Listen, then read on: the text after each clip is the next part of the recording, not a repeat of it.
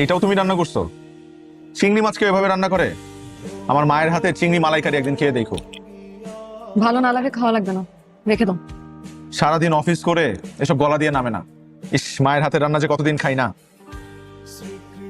হয়েছে, মুরগিটা মনে হয় কিছু ভালো। খাওয়া লাগবে না তোমার, রাখো। মুরগিটা রাখতে বলছি না। আমার তো খাওয়া শেষ। তোমার মায়ের বাসায় যাও, তোমার মায়ের হাতে রান্না খাও, আমার রান্না খাওয়া লাগবে না। ওঠো, এক্ষুনি ওঠো। কি আশ্চর্য! আমি নিজের বাসায় আছি নাকি আর্মি ক্যাম্পে? চুন থেকে পান খসলেই পানিশমেন্ট।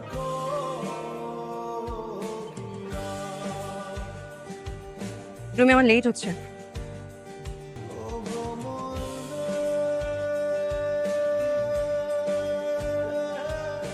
এই করনি তুমি এখানে? তাহলে কোন মাসিক ওয়ালাইকুম আসসালাম। কোনো প্রবলেম?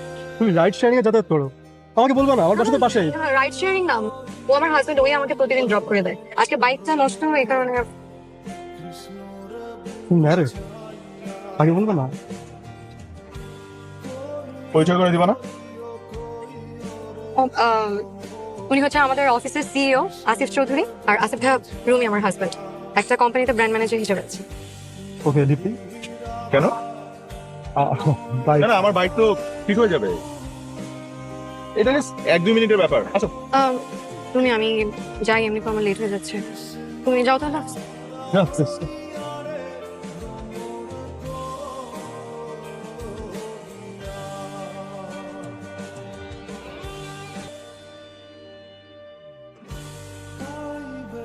সরি গাইজ, একটু দেরি হয়ে গেল। আমি তানজিদা। রুমি, তুমি এখানে? আমি তো এখানেই থাকবো। I am the brand manager of this farm. আচ্ছা সরি, আমি আসলে আমরা আগে থেকেই পরিচিত, তাই তুমি প্রেজেন্টেশনটা শেষ করো, তারপর না আমরা কথা বলবো। হ্যালো ইব্রান, আমি আজকে আপনাদের তোমার হাজবেন্ড কি করে? হাজবেন্ড? আমি তো এখনো বিয়েই করিনি। ভালোই করছো বিয়ে করো নাই। যাকে ভালোবাসলাম তাকে তো আর পেলাম না। কাকে ভালোবাসতো তুমি? এতদিনও বোঝো না সে কি? সেই মনের মানুষটার নামই তো জানতে চাচ্ছি। তোমার মনে আছে ইউনিভার্সিটিতে তোমাকে কেউ একজন প্রতিদিন গোলাপ ফুল দিত? মনে থাকবে না কেন?